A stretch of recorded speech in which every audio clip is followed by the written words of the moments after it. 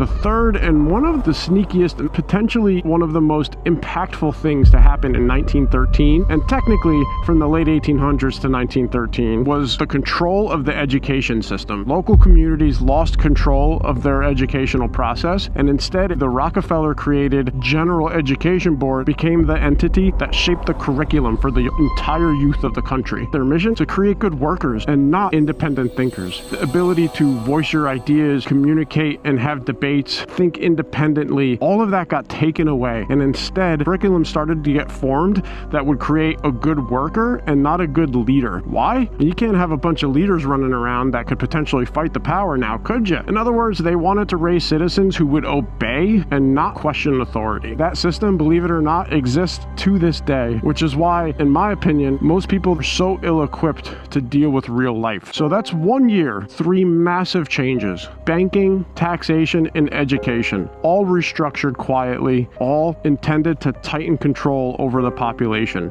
and all of them still significantly impact all of us to this day. And at the time, most Americans had no idea. It wasn't loud like 9/11, wasn't obvious like the crash in 2008. It was just a whisper that reshaped our entire future. And here's something else. What if I told you that the Titanic sinking 1 year earlier in 1912 might not have been a tragic accident, but a setup that made sure 1913 could happen exactly as planned? Stick around for that video coming up next. Each one of these events that happened in 1913 could be a Conspiracy Ninja video onto themselves, and I just might do that. If that's something you're interested in, which one do you want me to do first? Let me know in the comments. Make sure you follow and hit the like button. Thank you for watching. Stay safe, stay grounded, and I'll see y'all on the next one.